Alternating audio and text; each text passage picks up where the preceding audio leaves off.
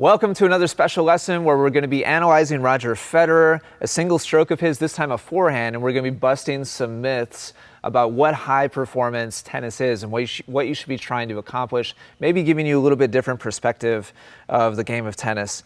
And so let's go ahead and play through a couple of shots here. This is midpoint, and Federer on defense, and then is able to transition to offense and attack against this player. And the one stroke we're going to look at is the first one where he was really moving and stretched across the baseline. And the first thing we're going to talk about is the size of his steps. He just hit a defensive backhand. He's getting stretched across the baseline, and he's identifying now that he's going to have to hit a running forehand. And a phrase you'll hear over and over and over again at tennis courts is take little steps, take smaller steps. And there seems to be this attitude or approach of the more steps you can take, the better. And you'll hear stats about professional tennis players taking more steps. And so you've got to make sure to keep your feet moving and all that kind of stuff. And once Federer identifies where the ball is going, he goes to full stride mode.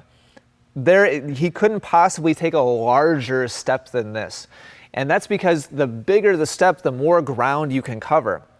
So when you're in an offensive position and you're just sitting waiting for the ball, to fine-tune your positioning, taking a couple of extra steps is great. It's a good thing.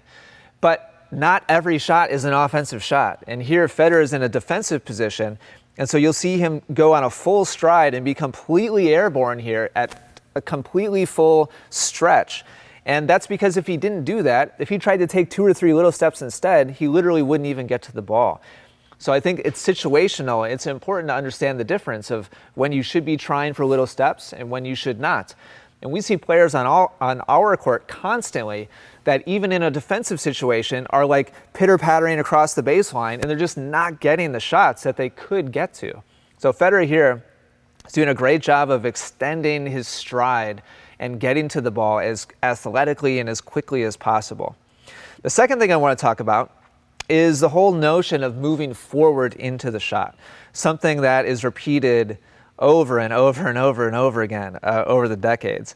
And so I want you to take a look at his foot position here as he starts to prepare his body and starts to move towards the ball.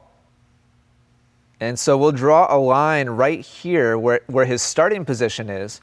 And as he continues moving across the baseline, tell me, what is he doing? Is he moving forwards or lateral or backwards? And it's very clear that by the time he makes contact with the ball, his entire body has significantly moved back into the court. He's probably finishing a solid 6 or 7 feet behind where he started.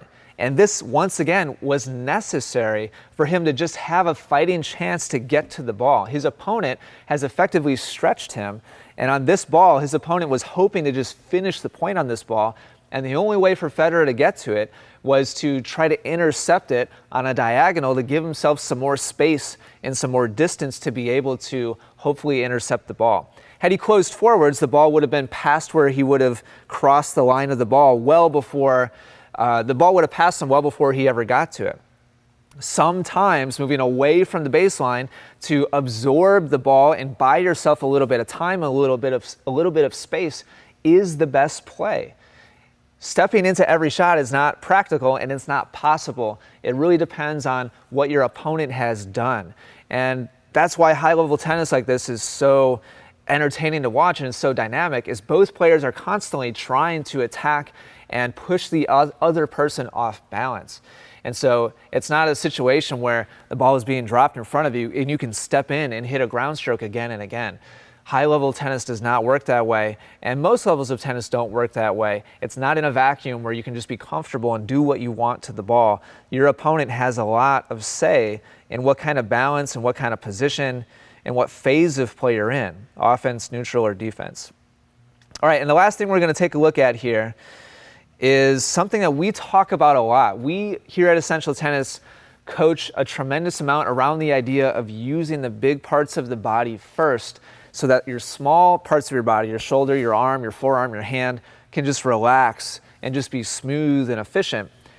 And most players tend to get stuck. A lot of players get stuck sideways where they have to use their arm to swing and accelerate the racket, and that makes everything super rigid and inefficient.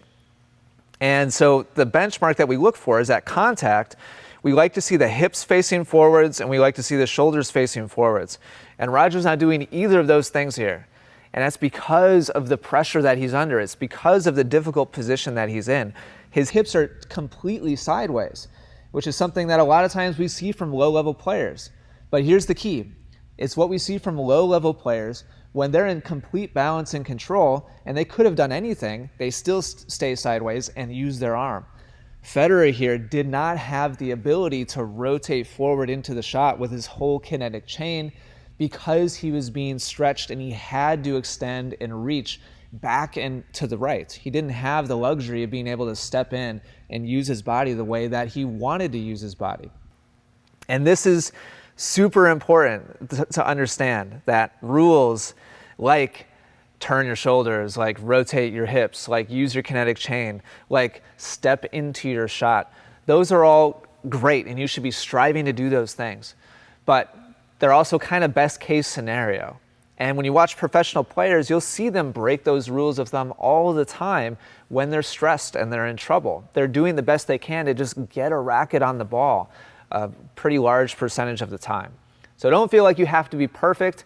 Yes, strive for better technique, and you should constantly be checking out what you're doing and seeing how you can do better and improve. And when you do work on things, it should be in a controlled environment where you're not stressed and you're not getting run side to side. But in real life, against an opponent who's trying to beat you, those things don't always come to fruition, and that's okay. You don't have to feel like everything needs to be perfect all the time. Thanks for watching. Let me know what you think in the comments down below, and we'll see you in the next video.